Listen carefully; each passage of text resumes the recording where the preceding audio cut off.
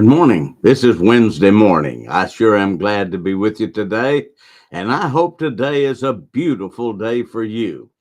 You know, always a pastor, you have people in your church that want you to do things or whatever, and I love to do what I can.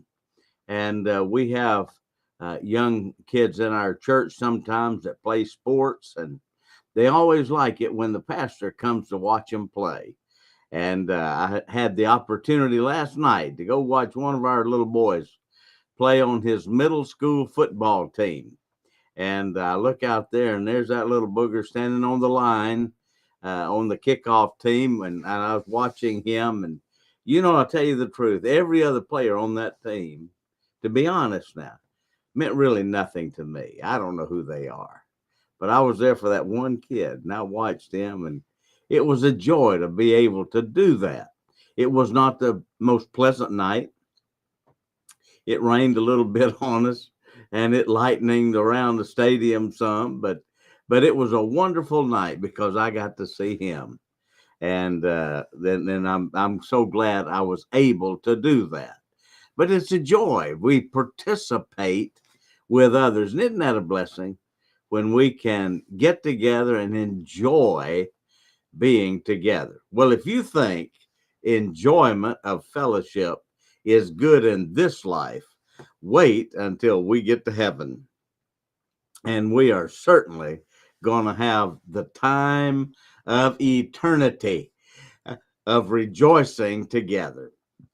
And we're grateful. But until then, I like that song, Until Then. But until then, we want to love one another, enjoy one another, have fellowship together around the things of God. And so today we're going to be talking about the new commandment that really is not new at all.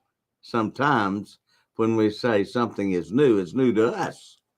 Not too long ago, our church bought a van. It's a transit type van, and it's nice. I mean it, but it wasn't brand new. It has about 20 something thousand miles on it. It was not brand new, but it was new to us, and we loved it. And sometimes things that are new in our experience. And so we are going to be talking about the new commandment that Jesus gave his disciples in the upper room, but had already given it before. And we'll talk about that in just a little bit. I heard about a preacher one time who decided he was going to do something absolutely unheard of. So he told his people, he said, we're going to have a Bible Sunday. This Sunday is Bible Sunday. And then he told the people, he said, this is what we're going to do.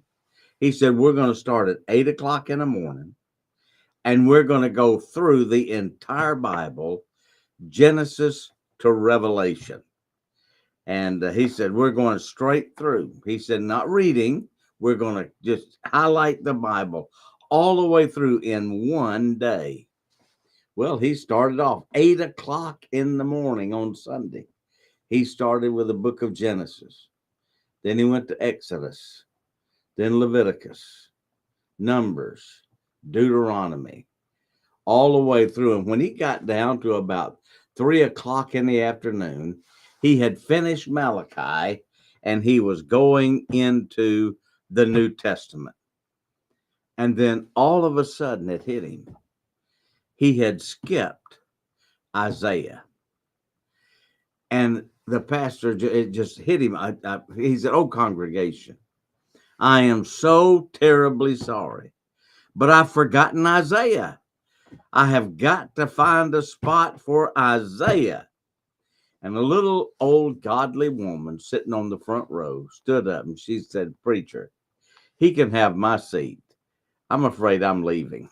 Well, I don't think that was what the pastor had in mind, but I'm going to tell you, when you've sat there all day, it might be time to leave. I don't know. Our text today is found in John chapter 13.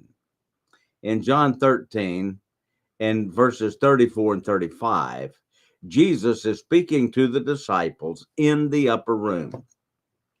Now, if you remember in John chapter 13, this is the chapter where Jesus had gotten up from the table and he girded himself with a towel, and then he washed the disciples' feet.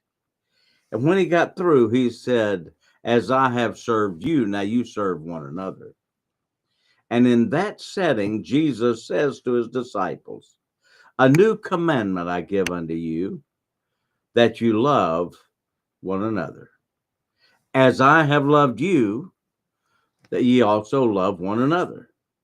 By this shall all men know that you are my disciples, if you have love one to another."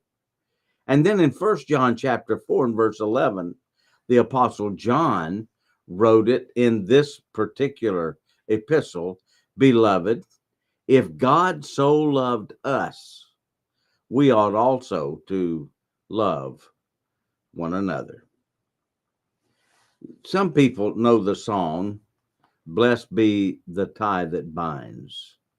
But a lot of people do not know the story behind the song. There was a pastor who had a beloved congregation, and he had served them for many years. And he got a call to go to another town, another church.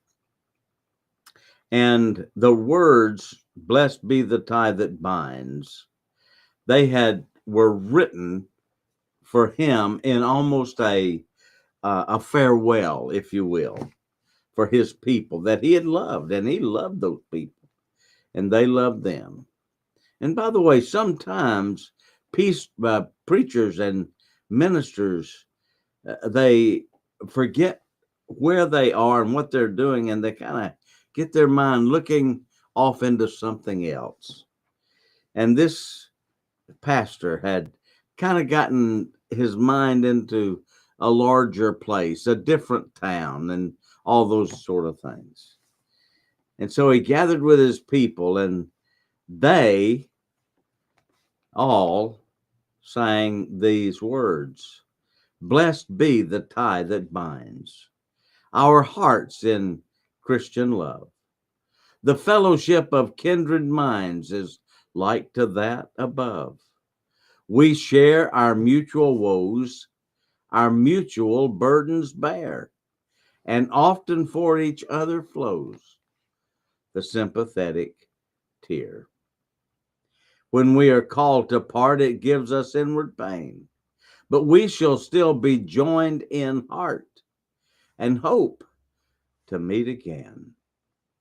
From sorrow, toil, and pain, and sin we shall be free, and perfect love and friendship reign through all eternity."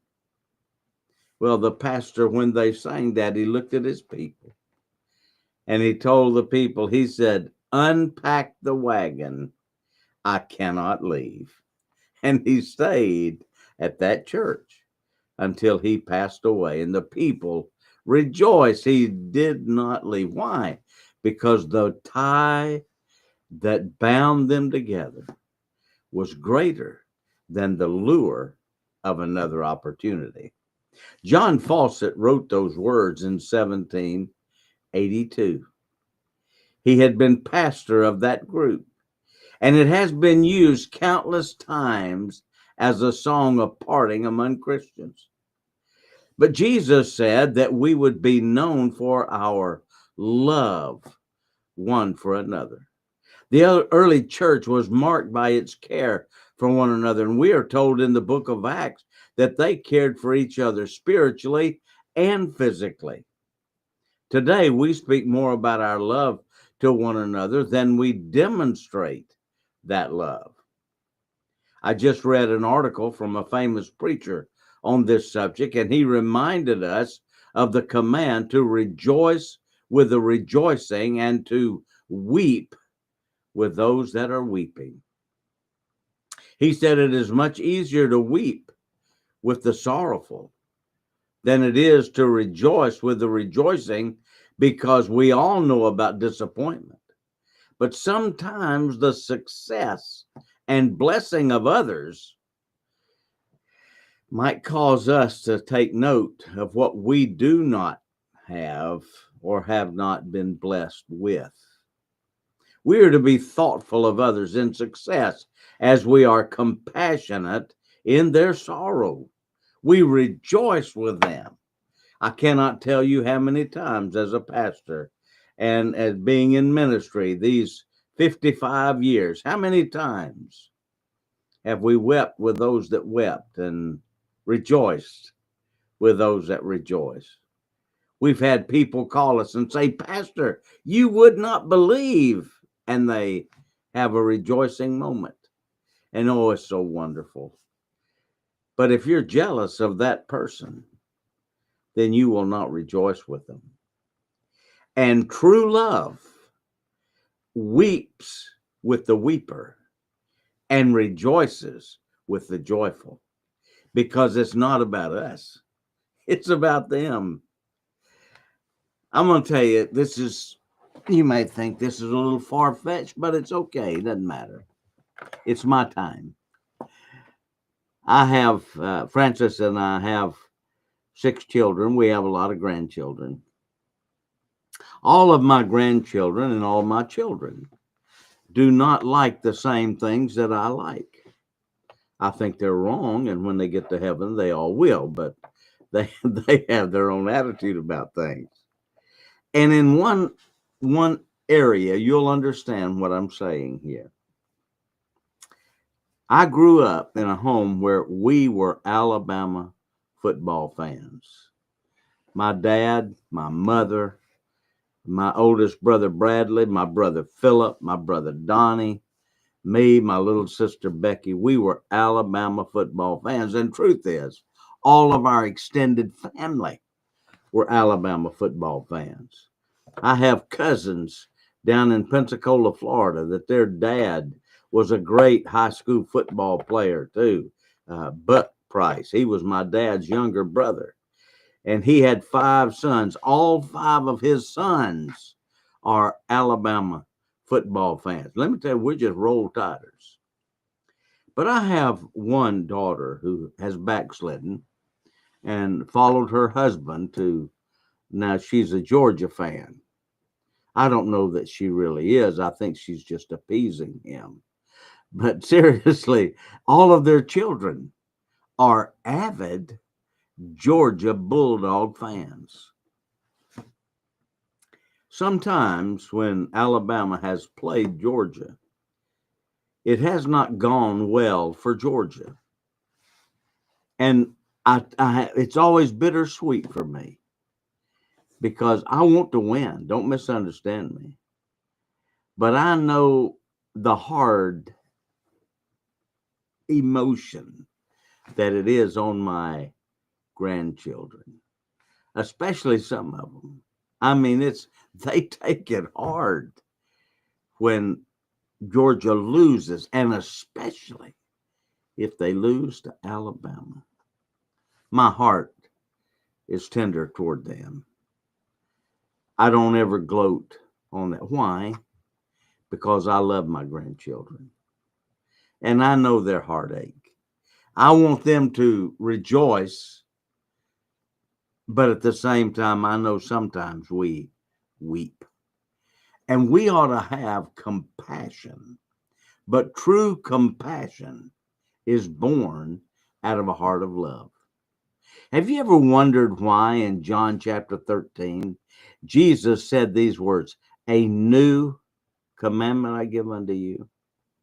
Because in John chapter 13, and even when Jesus was teaching in the New Testament, that's not the first time the idea of loving your neighbor was in play.